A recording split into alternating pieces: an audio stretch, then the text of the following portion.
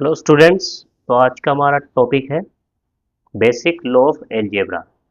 यानी एलजेब्रा में जो हम बहुत सारी इक्वेशंस और क्वेश्चन सोल्व करते हैं उनमें बहुत सारे टर्म को डायरेक्ट सोल्व कर लेते हैं क्योंकि हमारे माइंड में ये लॉज होते हैं और हमें पता है कि हमें बहुत बार प्रैक्टिस हो जाती है इनकी, इनको यूज़ कैसे करते हैं। पर बहुत सारे स्टूडेंट्स को प्रॉब्लम आती है कि हम किस लॉ के थ्रू किन चीज़ों को डायरेक्टली लिख रहे हैं। तो क्या हम एक बार रिवीजन कर लेते हैं इसमें कि लॉ क्या क्या होता है इसमें एलजेब्रा में, और फिर आगे बढ़ते हैं। ठीक है स्टूडेंट। तो देखिए, पहला लॉ है, यानी इसको आप किसी सीक्वेंस में याद रख सकते हैं। बस आपको ये सारे फॉर्मूले याद होने चाहिए।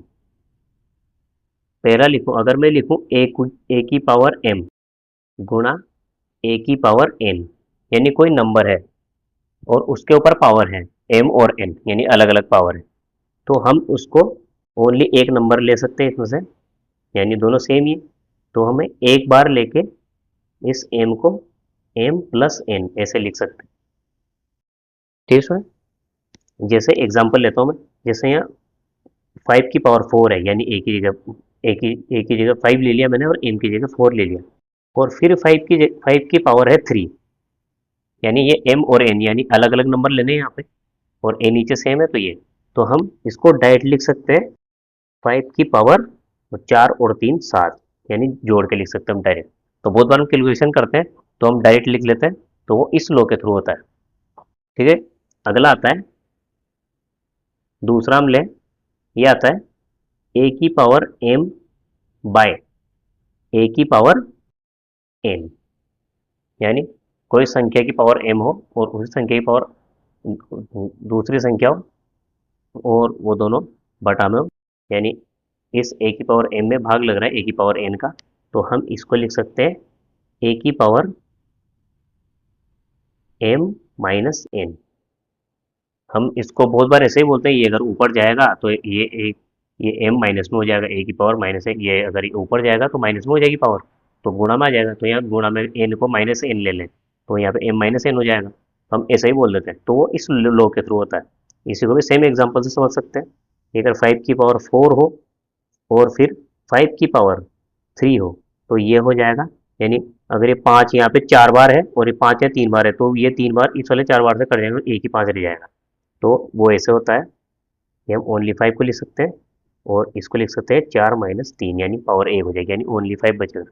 इस 5 की पावर 4 का मतलब यहाँ भी लिख सकते हैं ऐसे, ऐसे एक्सप्लेन करते हैं इसको। 5 की पावर 4 है ना, यानी ये 5 4 बार है, और इस 5 की पावर 3 यानी 5 3 बार गुणा में, तो इन 3 5 से ये वाले तीनों 5 कट जाएंगे, ओनली एक 5 रह जाएगा। ठीक है। उसके बाद अगला आता है, नंबर 3 पर हम लिखते हैं ए की पावर एम की पावर एन, ए की पावर एम और इस वाली टर्म की पूरे की पावर एन, तो इसको लिख सकते हैं हम ए की पावर एम गुणा एन। ठीक है। यानी अगर यहाँ 5 नंबर ले लें और उसकी पावर 2 है और पूरे की पावर 3 है। ठीक है। यानी या तो पहले हम इसको सोल्व करेंगे तो 25 की पावर 3 उसको सोल्व करेंगे तो नंबर बनेगा, तो इसको हम ऐसे लिख सकते हैं। तो इसके थ्रू हम कैसे लिखेंगे, 5 की पावर 2 तिया 6, यानी इसको 2 × 3 लिख सकते हैं, यानी 5 की पावर 6 हो जाएगा। इसको हम डायरेक्ट ऐसे लिख सकते हैं, या फिर सोल्व सोल्व कर सकते हैं। यहाँ पे पहले इसको सोल्व करें, फिर पहले 5 की पावर 2 को सोल्व करें, फिर जो भी है उसके ऊपर 3 पावर लगाएं। तो इतनी प्रोसेस करने से पहले हम डायरेक्ट ये कर सकते हैं अगर ये लो मालूम हो तो, वरना प्रोसेस करते रहेंगे तब भी सही आएगा, पर ऐसे लो मालूम होते तो उससे क्या आसानी हो जाती है। चौथा लेते हैं, a to the power m by n. अगर इस तरह से पावर है, अगर मैं इसको इक्वल ए की पावर एम बाई एन, इसका मतलब क्या होता है, इसका मतलब होता है कि जो ए की पावर एम है उसका nth रूट है, यानी अगर ऐसे लें, अगर ये ए को मैं 5 ले लूँ एक बार फिर, और उसकी पावर में 2 ले लूँ बटा 3, उसकी पावर अगर मैं 2/3 लूँ, तो इसका मतलब है 5 का जो स्क्वायर है उसके बाद 1/3, जो बटा में जो पावर होती है ना उसका मतलब रूट होता है, उतना ही रूट होता है उसका,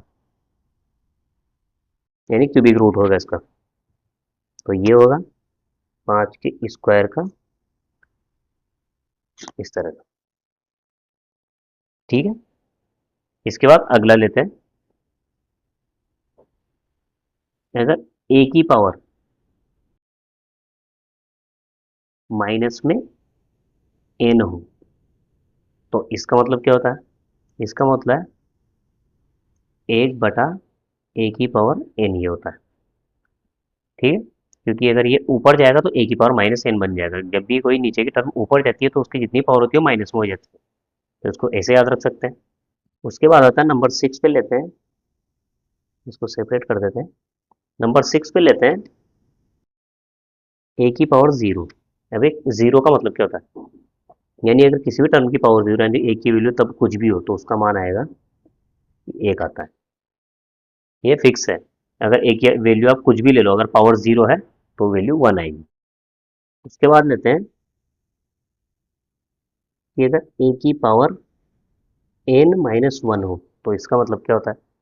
a की पावर n तो पता है, ये a की पावर n है, पर -1 का मतलब क्या होता है? इसका मतलब होता है कि जो a की पावर n है इसके बटा में एक a है, यानी 1a। अगर इसको ऊपर ले जाएंगे तो a की पावर यहाँ 1 मान सकते हैं। अगर ये ऊपर जाएगा तो इसकी पावर माइनस में हो जाएगी, ये ऐसे हो जाएगा। अगर इसको सोल्व करेंगे तो a की पावर n हो जाएगा, और ये ऊपर जाएगा तो गुणा में a की पावर -1 हो जाएगा। और हमने अगर पावर गुणा में हो तो क्या लिखते हैं? m प्लस n, यानी n प्लस -1, तो क्या हो जाएगा? n-1 हो जाएगा। तो ये इसका मतलब ये होता है। ठीक है, उसके बाद आता है नंबर 8 पे। अगर a की पावर m हो और इधर से b की पावर m हो, अब क्या कि ये दोनों संख्या अलग अलग हो जाएगी। यहाँ ए दे दिया या बी दे दिया तो यानी दोनों अलग है, पर इनके पावर, इनके ऊपर पावर सेम है। तो इसको हम लिख सकते हैं a/b की होल पावर m। इन दोनों को हम एक बार लिख सकते हैं और पूरे पे पावर m लगा सकते हैं। जैसे ये एग्जांपल ले लेते हैं। अगर यहाँ 5 की पावर 2 है और यहाँ 3 की पावर 2 है तो हम लिख सकते हैं 5/3 की पावर 2। तो पहले 5/3 को सोल्व कर लेंगे, तो 5/3 से जो भी आएगा उसका स्क्वायर कर देंगे तो भी यही होगा। ठीक है, उसके बाद नंबर 9 पे आता है कि a की पावर m हो इंटू में b की पावर भी m हो, तो इसको हम लिख सकते हैं a इंटू बी की होल पावर m। इस तरह से लिख सकते हैं इसको। ठीक है स्टूडेंट, ये कुछ छोटी छोटी टर्म्स है, छोटे छोटे लो है, ये आपको हमेशा याद होने चाहिए ताकि कि आपको इक्वेशन करने में, कोई भी इक्वेशन सोल्व करनी है, कोई भी मैथमेटिकल प्रॉब्लम सोल्व करनी है तो उसमें आपको दिक्कत नहीं आए। ठीक है, तो एक छोटा सा क्वेश्चन करते हैं ताकि हम ये जितने भी हमने लो पढ़े हैं इनका थोड़ा थोड़ा हम प्रैक्टिस कर सकें। ठीक है, तो क्वेश्चन लेते हैं कि इसको सिंप्लीफाई करना है। सिंप्लीफाई करना है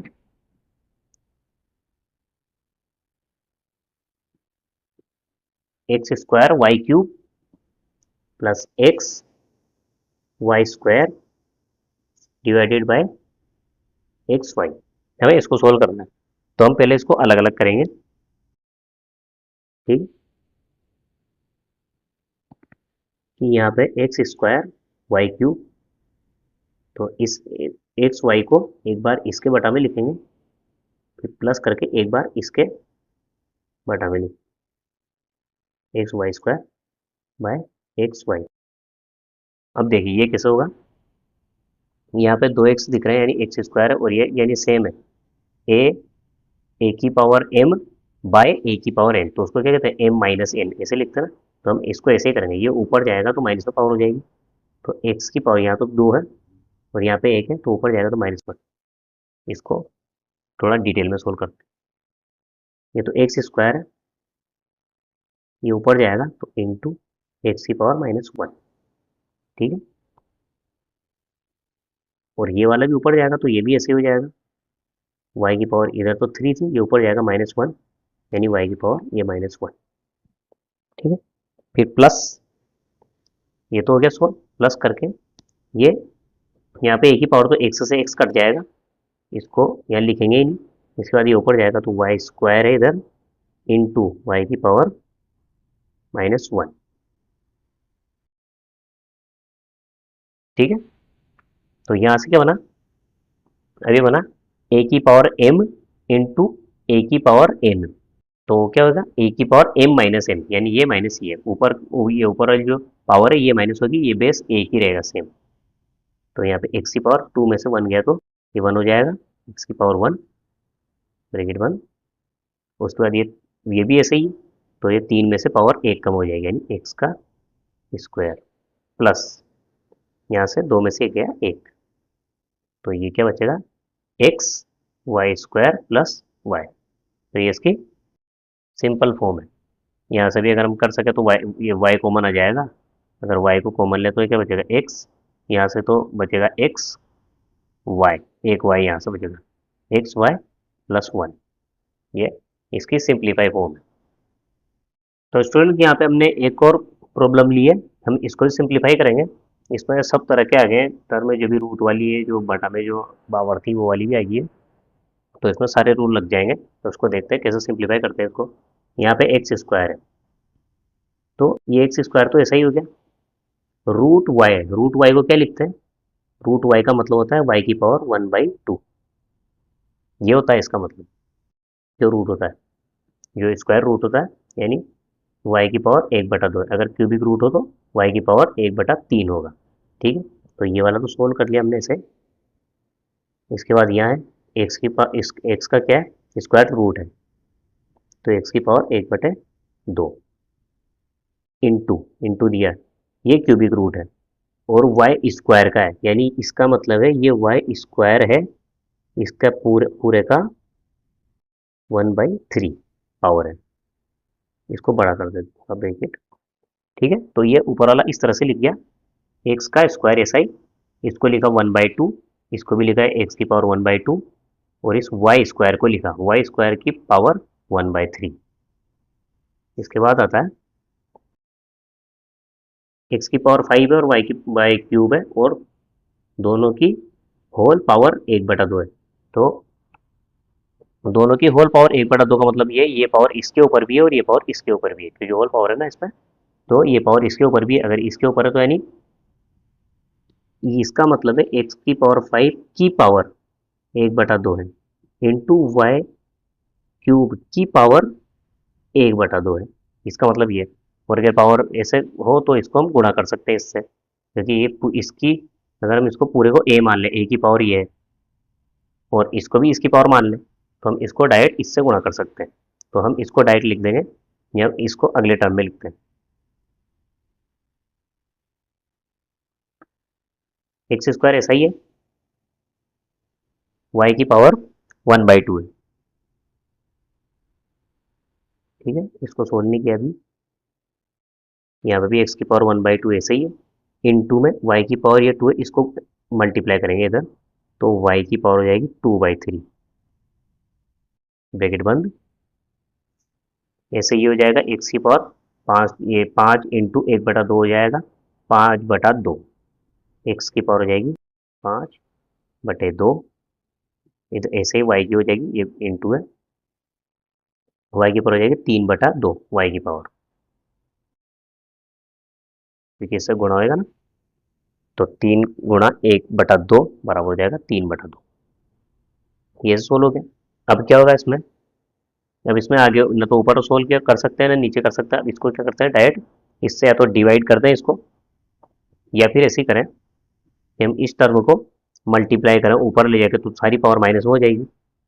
ठीक है, इस दोनों तरह से कर सकते हैं, ऐसे भी कर सकते हैं। उससे पहले क्या करते हैं कि हम इन दोनों टर्म को सोल्व कर लेते हैं कि ये कितनी, पहले ऊपर ऊपर की सोल्व करते हैं, जिसके बाद इसको तब तक इसको ऐसे ही रहने देंगे। ठीक है, इसको सोल्व करते हैं, ऊपर का मिटा देते हैं।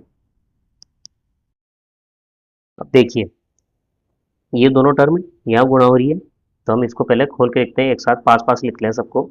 तो यहाँ तो हो गया एक्स स्क्वायर, एक्स को एक्स के पास लिख लेते हैं, इससे गुणा में, तो एक्स स्क्वायर इंटू एक्स की पावर 1/2, फिर उसके बाद फिर इंटू में चल रहा है ये वाई की पावर 1/2, और इससे गुणा में है वाई की पावर 3/2, वाई की पावर 2/3 सॉरी, वाई की पावर 2/3, ये ऐसा है, इसको साथ में लिख लिया।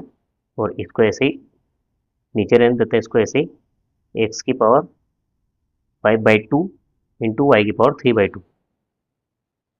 अब इसको मिटा देते हैं। अब देखिए यहाँ पे ये सेम नंबर है और इनकी पावर है मल्टीप्लाई है, तो ये दोनों पावर जुड़ जाएगी क्योंकि बेस सेम है। तो ये हो जाएगा एक्स की पावर 2 प्लस 1/2 हो जाएगा ये तो।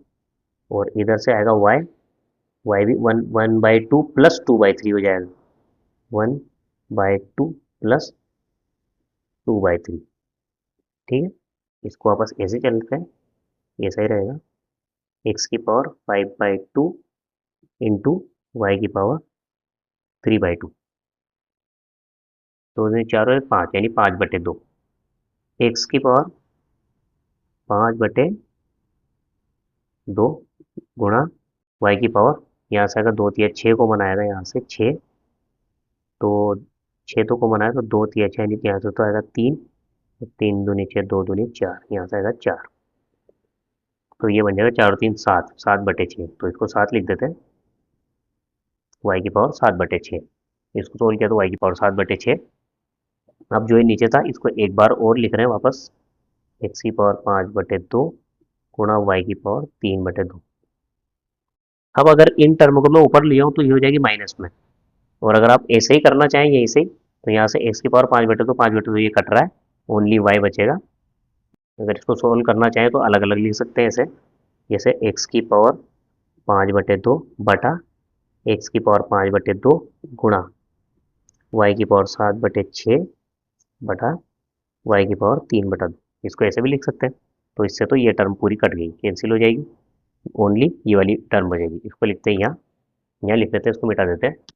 तो ये तो कैंसिल हो गया, तो ये तो पूरा कट गया, ओनली वाई बचा है। इनको वापस लिखते हैं एक बार, और यहाँ पे वाई की पावर 7/6 बटा वाई की पावर 3/2। अब ये सेम बेस है और पावर है इनके ऊपर, और बटा में यानी ये ऊपर जाएगा तो पावर माइनस में हो जाएगी। इसको लिख सकते हैं हम ऐसे, अगर आप इस फॉर्म को डायरेक्ट भी लिखना चाहें तो वाई की पावर 7/6 और डिवाइडेशन अगर पावर है तो इसको लिख सकते हैं -3/2। इस तरह भी लिख सकते हैं, अरे ऊपर जाएगी तो माइनस में हो जाएगी। ठीक है, तो इस तरह से इसको एक स्टेप और यहाँ लिख लेते हैं, वाई की पावर 7/6 यहाँ है, ये ऊपर गया तो गुणा में आ जाएगा वाई की पावर -3/2। अब ये दोनों बेस सेम है और गुणा में है, मल्टीप्लाई हो रहा है, तो पावर जुड़ेगी। तो इनको जोड़ा हमने, इसका माइनस साइन था इसलिए माइनस आ गया, 7/6 -3/2। तो ये हो जाएगा वाई की पावर, यहाँ से हो जाएगा बेस आएगा सेम 6, 6 तो यहाँ से आएगा 7, -2 3 3 9। तो ये आएगा वाई की पावर, इसको मिटा देते हैं।